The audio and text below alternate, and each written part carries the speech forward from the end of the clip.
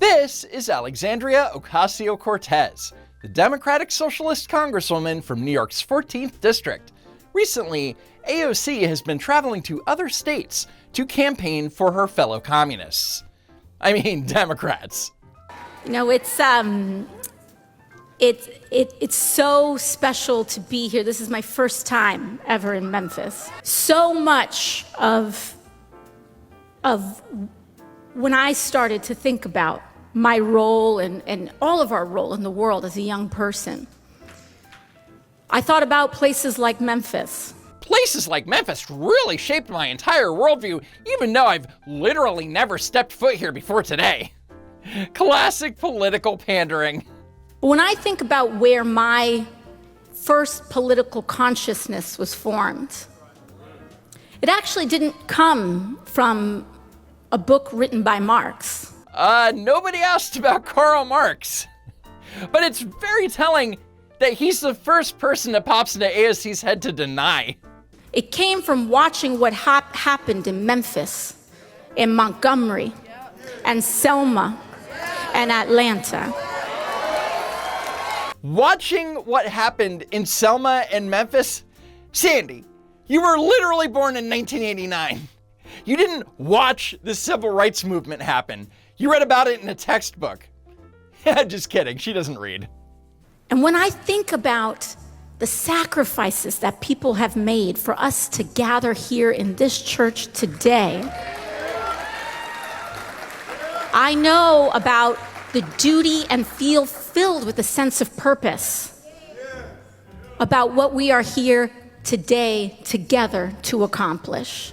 Oh yes, the immense, grueling sacrifice required to sit in a climate-controlled church and listen to a congresswoman from New York pretend she's a local. Stunning and brave. So when I landed last night, I felt that wave. And I decided to pull up Dr. Martin Luther King's last speech. Nothing says deep, lifelong inspiration like doing a quick Google search in your phone and baggage claim the night before so you can skim through the spark notes of Dr. King's speech.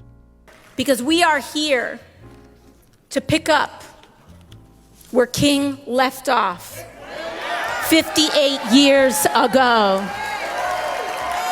Yes, because when people think of the natural heir to Dr. Martin Luther King Jr., they immediately think of a politician from Westchester County who sells $60 tax the rich sweatshirts on the internet. You know, because the affordability crisis or something. Earlier today, we walked through and we saw what was happening here in Memphis. We sat at an intersection, and I could see on this side of the street a methane plant. You mean the natural gas power plant? On that side of the street, coal ash plant. Yeah, there's no such thing as a coal ash plant. You all know coal ash is more radioactive than nuclear waste? No, it's not.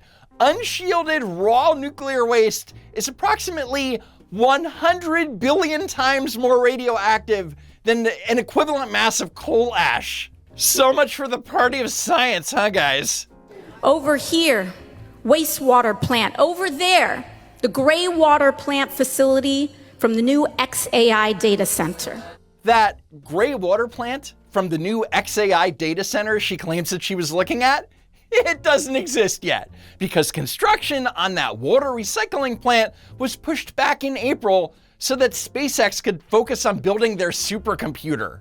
Outside of that, across the street from that, I saw little girls with asthma. Their grandmothers with COPD. Hang on. Little girls and their grandmothers were hanging out across the street from a data center on a heavily trafficked industrial corridor. Pics or it didn't happen.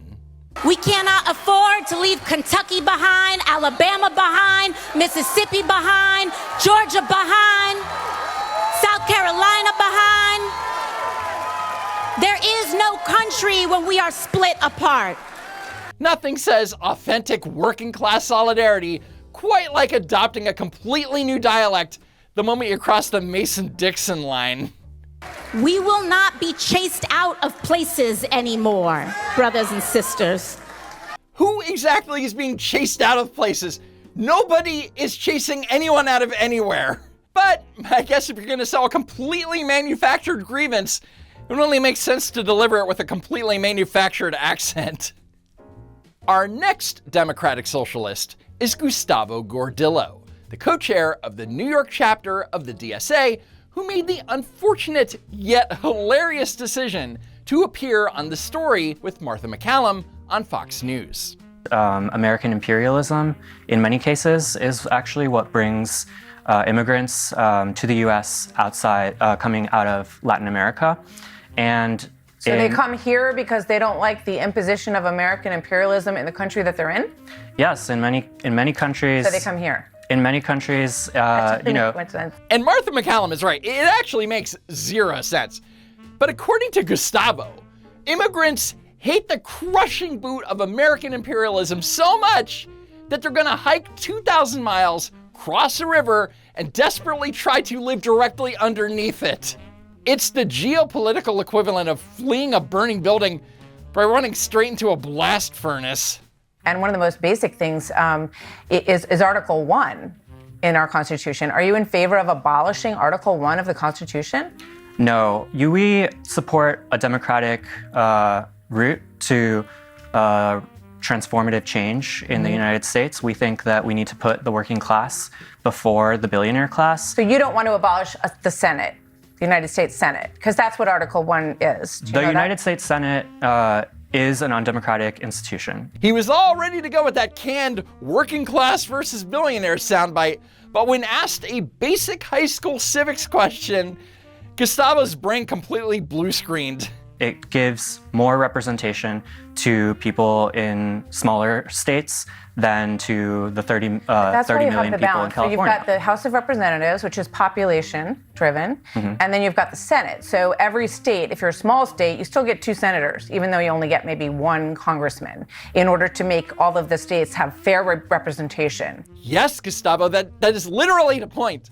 It's called the Great Compromise. It's the landmark agreement made at the Constitutional Convention that defined the structure of the U.S. Congress. Without it, smaller states never would have joined the Union, and your socialist utopia of New York and California would be completely separate countries. Actually, come to think of it, maybe we should hear him out. So you say, I'm just confused. When you ask normal Americans Yeah. if Congress and the Senate and our political system is working for them, most people are very unhappy with the political system and they say it's not working for them. But the reality is that when normal Americans complain that Congress isn't working for them, they usually mean that they want lawmakers to stop printing money and actually pass meaningful legislation, like the SAVE Act. What Americans are not asking for is to replace our bicameral legislative system with a Marxist Politburo. I just want to ask you again, do you want to abolish the United States Senate? Because you said you approve of Article 1, but then you said you didn't think the Senate works. We think that the Senate should be reformed, that we should have a more democratic government system, but that's a long-term change that we're seeking. Long-term change is just Marxist for, we don't have the votes to do it yet, nor do we have enough blue-haired comrades and firepower for a violent revolution. Next, Martha MacCallum asked Gustavo about Mayor Mamdani's plan to spend millions of dollars to convert this space in East Harlem and turn it into a city-run grocery store. And Martha was understandably critical of the cost. In what world does it make sense to build a $30 million grocery store and put competitive pressure on the bodegas that are in the neighborhood? How would you feel if the government opened a big grocery store right next to your bodega? If How would you feel?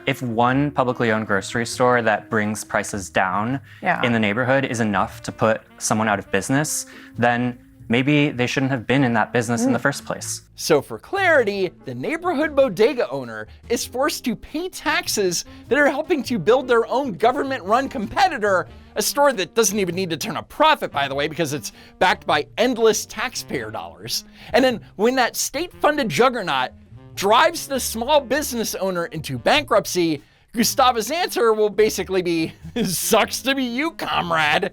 Such deep, deep compassion for the proletariat.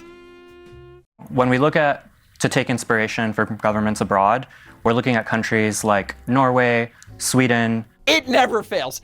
Every time a socialist gets backed into a corner on basic economics, they instinctively yell, Norway and Sweden, hoping that the sudden mental image of fjords and meatballs will distract you from the fact that their math doesn't add up. All of them have very active capitalism happening in those countries, though.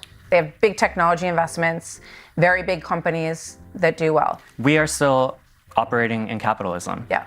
We're trying to pass transformative reforms Yeah. to create an economy that will work for the working class. But Norway and Sweden are not socialist countries. They are free market capitalist economies with heavy tax burdens that fund their massive welfare states. These communists love pointing to the shiny welfare state while completely ignoring the capitalist engine required to pay for it.